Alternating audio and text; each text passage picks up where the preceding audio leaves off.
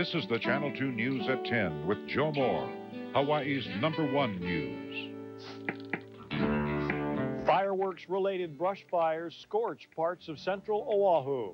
The future of the Kailua fireworks show remains on the rocks. And police investigate several suspicious boat fires at the Waikiki Yacht Club. Good evening, and thank you for joining us for our Channel 2 News at 10 on this Aloha Friday, the 5th of July. The 4th of July holiday is turning out to be a busy and frustrating time for Honolulu firefighters. Since yesterday, crews have put out nearly 50 brush fires and more than a dozen rubbish fires related to fireworks use. And as Ramsey Wharton reports, residents are upset over another hectic fireworks season. Dozens of firefighters battled some 20 brush fires today, including this one around 2 p.m. in Mililani near the intermediate school. Empty land set ablaze by fireworks in the hands of kids. Hardworking crews kept the damage down to about an acre, but within a half hour of this call, firefighters headed off to another brush fire in nearby Village Park, where again, fireworks were to blame. I noticed that they were down here on the road with firecrackers, and just a few minutes later, I already smelled the smoke, so that's when I called 911. For about 2 hours, they fought the flames that were being fed by strong winds. It's been a busy day for these firefighters who've been on the go since 8 o'clock this morning. Some of them haven't even eaten lunch yet. It's difficult because with smaller brush fires breaking out, they race to each scene, set up, break down, and then leave again.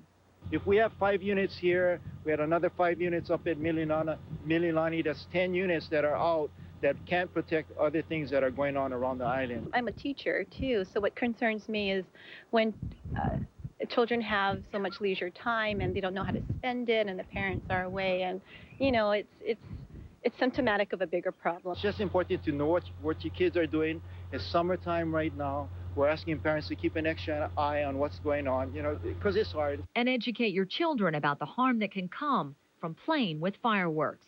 From Village Park, Ramsey Wharton, Channel 2 News. Fire officials say multiple fire companies had to team up to fight more than half of today's brush fires, with many firefighters involved in more than one blaze. Since yesterday, the Nanakuli Fire Station alone has responded to 17 fire calls. Thousands of Windward residents are wondering tonight about the future of Kailua's 4th of July fireworks display after last night's show was canceled about an hour before it was scheduled to start. As Ron Mizutani reports, the event has been plagued by problems the past few years. Traffic at Kailua Beach has always been slow-moving on the 4th of July, but this year, the drive home for thousands was a bit more frustrating after the fireworks show was canceled. A barge that was scheduled to be used as a launching platform could not be pulled in through the rough surf. The contractor then tried to move the launching area to the beach, but it just wasn't safe enough for those sitting on the beach downwind. But I do know a lot of people were disappointed. And then furthermore, to compound it, the police were enforcing the no sparklers in the park rules after that, and then all the kids were bummed out they couldn't even use a sparkler. Last year, contractors used a barge to launch the fireworks. The show went off without a hitch, but overnight, the barge drifted onto a reef and punctured one of its hulls. The result? Pyrotechnic equipment and debris were littered across the beach. This year, a larger barge was ordered, but still more problems. To top it off, the event comes with a hefty price tag. It is funded by corporations who are willing to give and pitch in for the $20,000 it takes to put on the fireworks show. Ryan says the Kailua Chamber of Commerce enjoys organizing this event, but she is concerned about its future and if it's in danger of being canceled. I don't want to be the one to say that it is, but I think if you examine everything that's happening, it's a very real possibility. The Kailua Chamber of Commerce is hopeful it will be able to reschedule the fireworks display sometime later this summer. Reporting from Kailua Beach, I'm Ron Mizutani, Channel 2 News. Ryan says she hopes to meet Monday with the rest of the members of the Kailua Chamber of Commerce to discuss the future of the event. Honolulu police and fire investigators are asking for the public's help in finding a suspect who set 3 boats on fire at the Waikiki Yacht Club today. Firefighters arrived at the yacht club just before 6 o'clock this morning and put out the fire on one boat and then discovered another fire on the boat in the next slip minutes later. Firefighters were putting away their gear when they noticed another fire inside a boat about 200 yards away. Investigators say the fires were deliberately set. They're asking for witnesses to come forward. Maybe people that were traveling around or even walking around 5 o'clock, between 5 and 6 this morning, can maybe assist us if they saw something suspicious, or, you just kind of know inside you if something's not right. No one was inside any of the boats when the fires were set.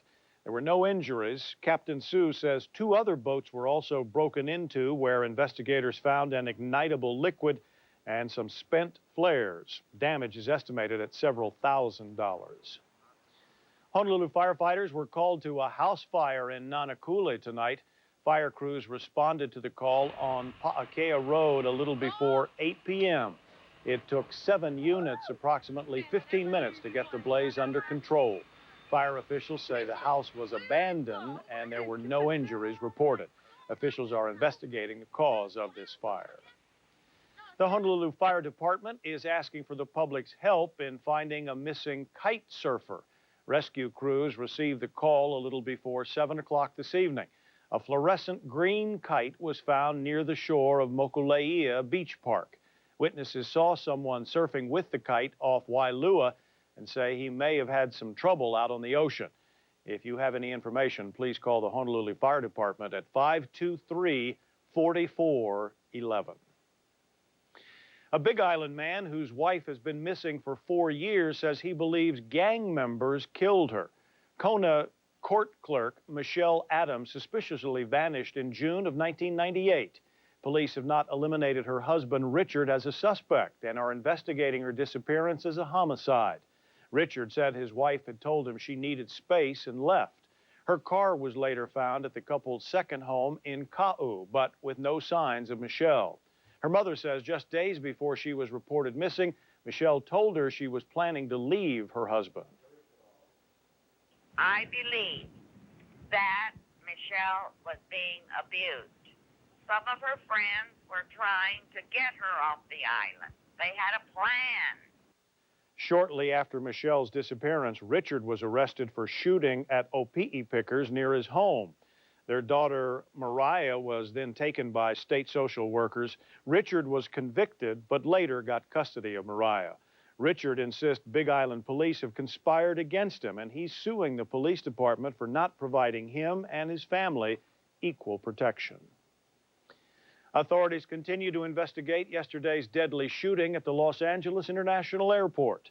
Investigators say a 41-year-old Egyptian man was armed with 2 handguns, a knife, and loads of ammunition when he arrived at the airport. He then opened fire at the El Al Airlines ticket counter, killing 2 people before he was fatally shot by a security agent.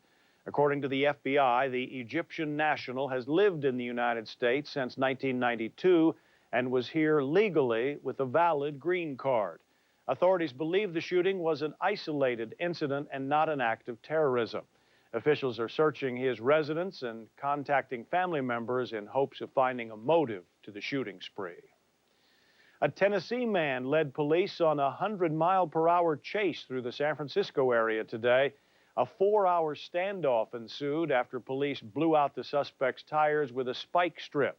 The standoff shut down one of the 2 major southbound routes from San Francisco to San Jose. The incident came to an end when police blasted the car with firefighting foam because they believed the driver had doused himself and the car with gasoline. He was arrested for reckless driving, evading, and resisting arrest. At least 7 people are dead and thousands have evacuated their homes as heavy rains cause massive flooding in parts of central Texas. Residents are braving another night of severe storms as rivers and lakes spill over into nearby neighborhoods. And near San Antonio, some homes were torn from their foundation and floated away like boats. Bridges were also washed out as gushing waters poured from Canyon Lake and the Guadalupe River. And more bad news for Texas residents. The National Weather Service is forecasting more rain for this weekend. Up next on our Channel 2 News, A new law spills the beans to help coffee lovers. And still to come, a bungalow in Sunset Beach goes to the dogs. And John Veneri puts the pedal to the metal in this week's Go, Johnny, Go. We've never met, but you know me. I'm your waitress. I brought you your coffee. I served you the drinks. Can we ask you something? 8 hours in here is like smoking almost a pack a day. More of us die of lung cancer and heart disease than in any other women's profession. That's why we're asking you to support the new law banning smoking in restaurants. So go ahead, bring your friends and family, and enjoy smoke-free dining. I promise to get your order right. Sure, my mom died. I was able to spend some time with her and get some last-minute things said to her. And watching you has really touched my life and helped my family out tremendously, too. There has been a takeaway from the show, because, I mean, that means a lot to know. If you lost your mom and you hear something that I say on TV that helps through that journey, then I'm proud of that. Thanks so much. I appreciate it. Get ready to get real. Dr. Phil premieres September 16th. A new truth in labeling law will help coffee lovers determine what to buy. Governor Cayetano passed a new law today that requires better labeling of coffee blends. Donald De La Cruz explains.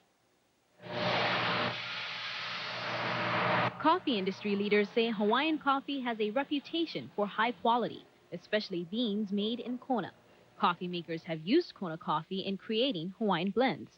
For a brand to claim a Hawaiian blend, it must be at least 10% Kona. That's caused confusion among consumers. And when they take it back, it's only 10% Kona coffee, and so what you have is, you start to lose your market because people say, well, that's not really good coffee. Well, actually, it's a blend, and they don't really understand that. And what this will do is help consumers differentiate between a blended, for instance, Kona coffee and 100% Kona coffee. Supporters of the law say the new labeling requirement will allow consumers to know exactly what type of coffee they're drinking. Make it much easier for customers to understand why a certain coffee will cost more money than another. Consumers at the Honolulu Coffee Company say better labeling does help in choosing the perfect blend. I think it's important to know what you're getting. Some of the coffee comes from places I might not want to buy coffee from. The new labeling requirement also helps roasters to better distinguish the quality of coffee beans. Industry leaders say the law also affords protection for coffee growers outside of Kona. Currently, there is no legislation on how those coffees are labeled. Donalyn De La Cruz, Channel 2 News. When our Channel 2 News continues, we'll say hello to the newest member of our Channel 2 family. Today, the law requires a lot more technical knowledge than it used to. Recently, when one client needed us to computer model a complicated accident, we did. When another needed a road survey to determine specific conditions, we did that too. We've had to learn a lot about high tech, but the thing that's never changed is our commitment to go the extra mile for our clients. If you've been injured in an accident, call the law offices of Ian Maddock. Be a Pizza Hut weather spy on the Channel 2 News at 5. I'm Trinika Opawiki. This is your chance to join me and report the weather conditions from your neighborhood. Send a postcard with your name, hometown, and phone number to Pizza Hut Weather Spy, care of the Channel 2 News, 88 Pi'ikoi Street, Honolulu, 96814. Each day we'll call one of our weather spies for an update from their neighborhood. It's your chance to be a part of the Channel 2 News weather team by becoming a Pizza Hut weather spy. For some folks heading on vacation, dropping their dog at a kennel feels like they're putting the pooch in prison. Well, tonight on That's Life, Leslie Wilcox takes us to a guilt-free experience at a kennel some dogs do not want to leave. Yeah! This is Tessa, who prefers life at poolside with some refreshing spray. Both plastic pool and hose handler are some of the perks for guests at the Bow Wow Bungalows in Sunset Beach. The living is easy and casual in a big grassy yard with a canvas-covered compound. As for the room accommodations, they kind of remind you of a college dormitory, except the sheets probably get changed more often. Hi, Sophie. Owner Claudia Marr says the dogs are in their rooms only as long as it takes them to get used to the new place and for quiet time. I keep them outside so that the dogs can be dogs and play all day. Oh, sorry. It just seems that they all want to have fun.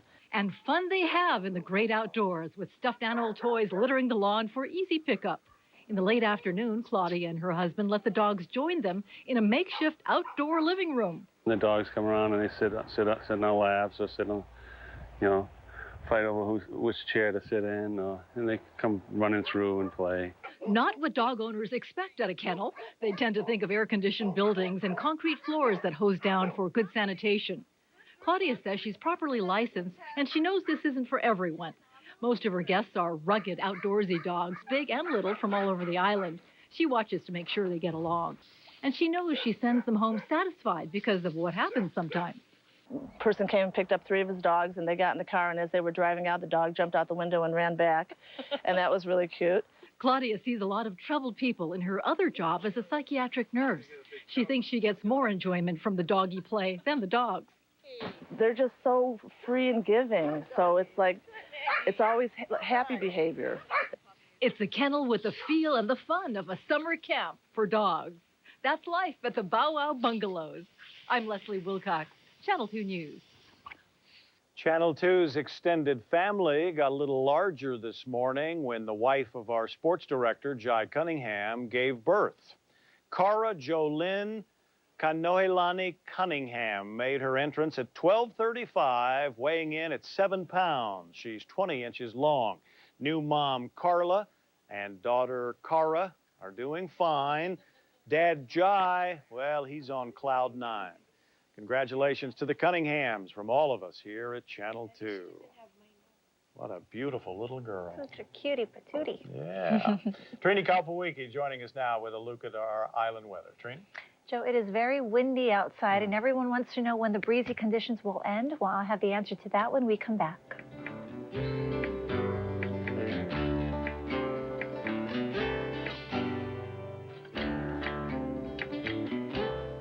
Searching for that special someone? Romance always has a beginning. So pick up the phone and call 808-521-6696. Experience exciting voice personals and live chat right here in Hawaii. Ladies meet single men looking for much more than one night. And guys get together with local women who know what they want. Are you ready? Then call 808-521-6696. The Acme Dating Company. Because romance always has a beginning. Why not let yours start now? We've never met, but you know me. I'm your waitress. I brought you your coffee. I served you the drinks. Can we ask you something?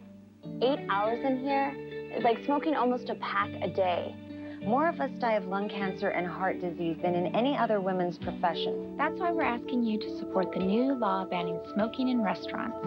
So go ahead, bring your friends and family, and enjoy smoke-free dining. I promise to get your order right. Good evening. Happy Aloha Friday, everyone. The northern end of the state today received more sunshine than it did yesterday. You can see on our satellite map the high cirrus clouds kind of thinning out over the northern end of the state over the last 12 hours. But we do still have some thick cirrus clouds lingering over the southern end of the state. These clouds are making skies a bit overcast for Maui County and the Big Island. Now, these clouds will continue to gradually thin out as they move westward away from the island, so we are expecting more sunshine over the weekend.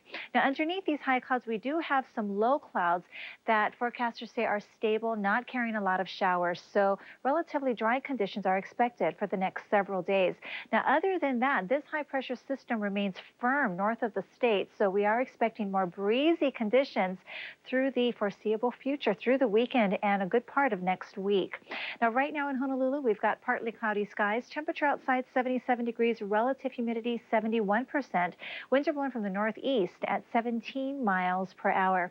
High temperatures across the state today range from the upper 70s to the upper 80s. The warmest temperature reported 88 degrees at Kona on the Big Island. Honolulu did get up to 86 today. Lehue 84, Kaunakakai 85. The cool spot was at Hilo. It only got up to 79 degrees there. It was overcast for most of the day.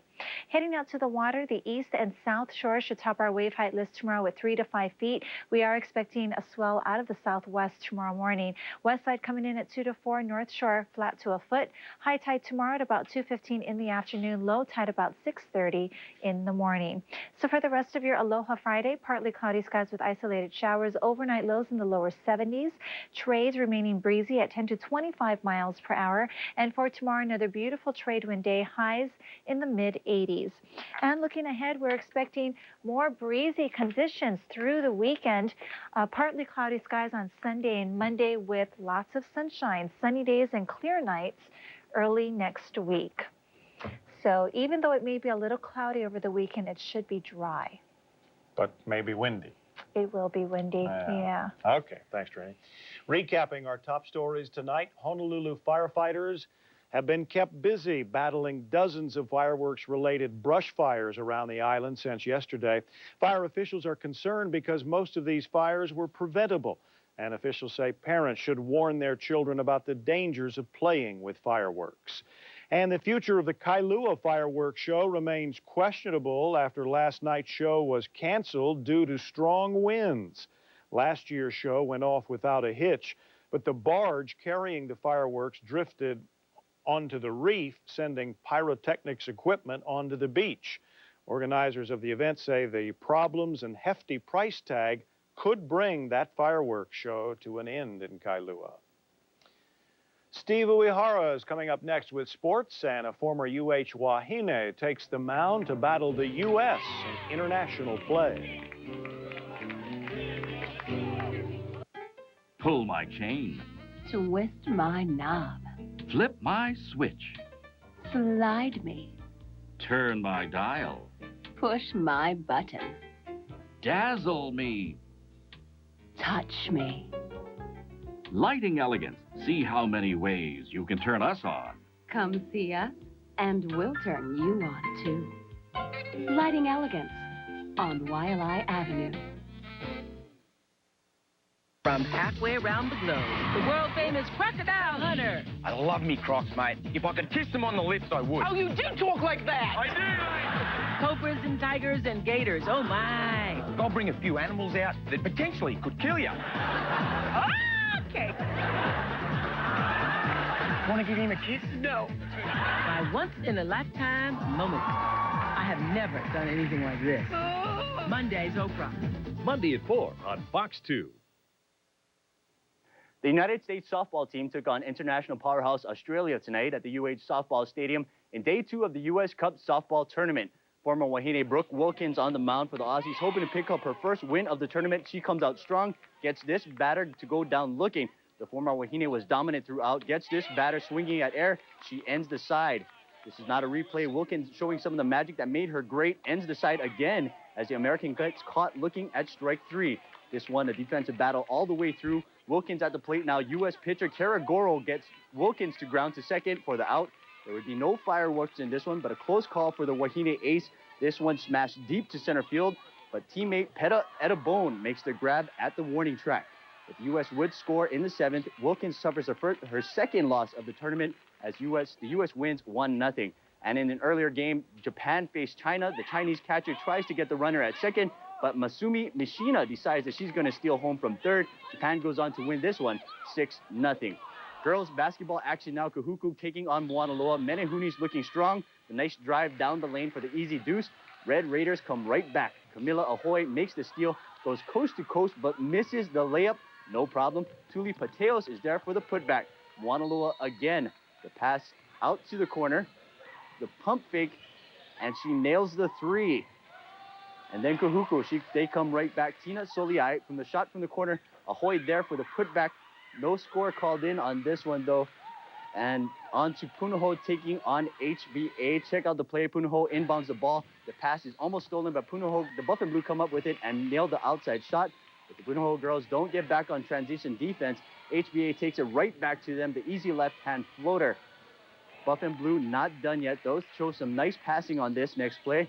And the shot in the corner, that goes. The Eagles, though, they're showing some intensity tonight. The battle for the loose ball. Then passes it to the top of the key. where they drilled a shot. No score called in again on that game. Greco-Roman wrestling now, Aloha State Games. Nate Haywood taking on Aaron Ishikawa in the 108-pound class. Ishikawa with the takedown. He pins Haywood to pick up the win. And then in the 125-pound weight-pound class, Dan Kishinami in the red taking on Ben Wilmore in the blue. Wilmore shows his strength, lifting up Kishinami and powering him back to the floor for the point. Wilmore goes on to win his match with points. Sports fans are mourning the loss tonight of perhaps the greatest hitter ever in baseball. Former Boston Red Sox star Ted Williams died in Florida today at the age of 83 after battling a series of heart problems.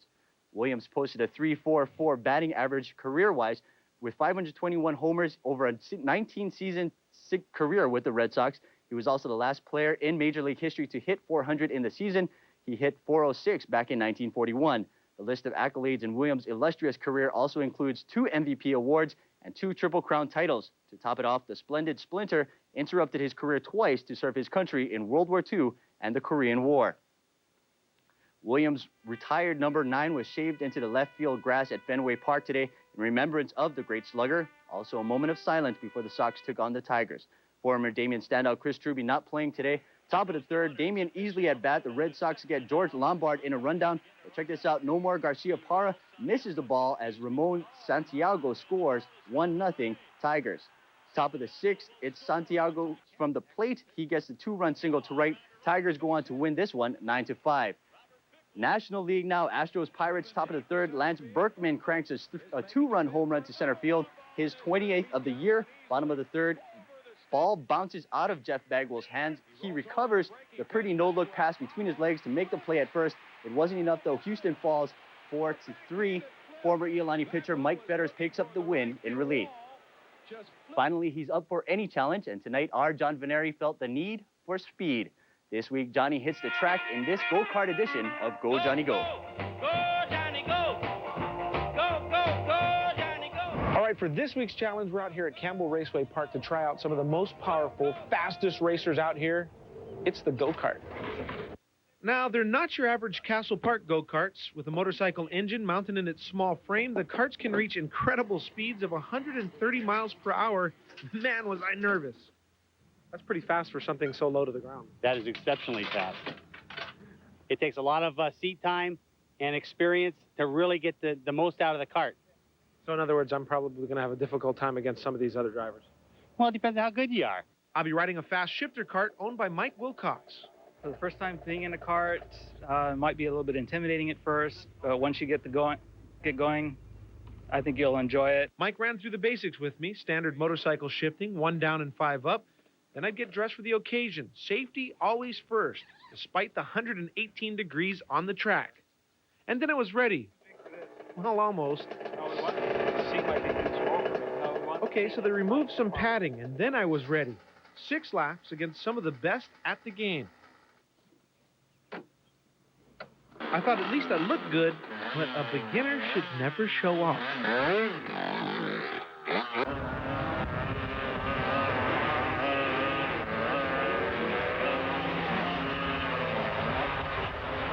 After a quick warm-up,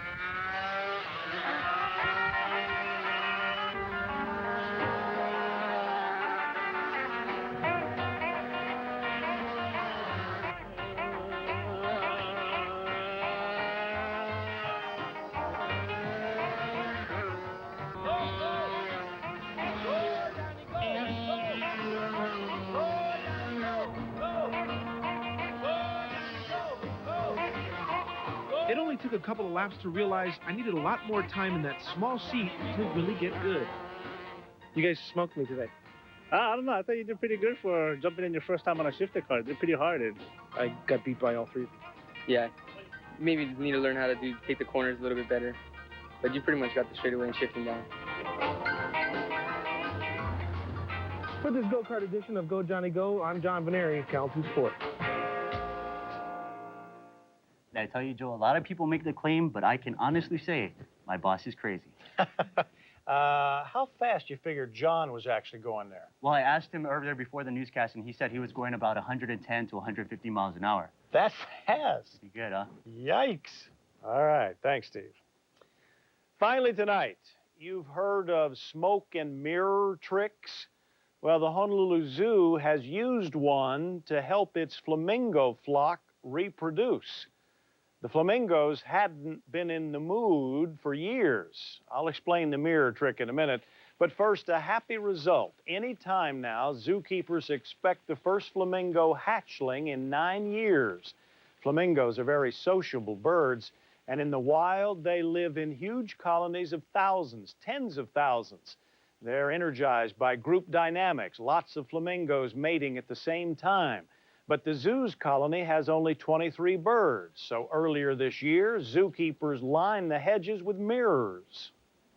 We saw them going up to the mirror, looking at the reflections. They do a whole courtship ritual where they start marching, and when they see another group of flamingos marching right beside them, that can stimulate them to do kind of the next sequence of their courtship ritual, which is head flagging and the whole 9 yards.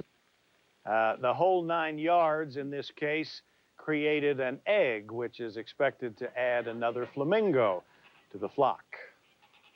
I said they were highly sociable birds, not extremely bright birds. See a bunch of mirror images and think there's another flock coming to them. It's a cute story. It is.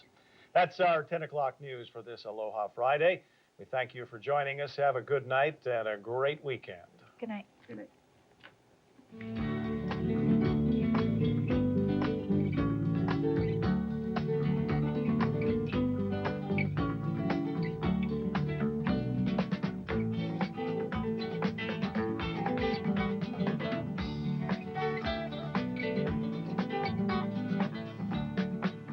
Closed captioning is provided as a community service by 7-Eleven Hawaii. The Channel 2 News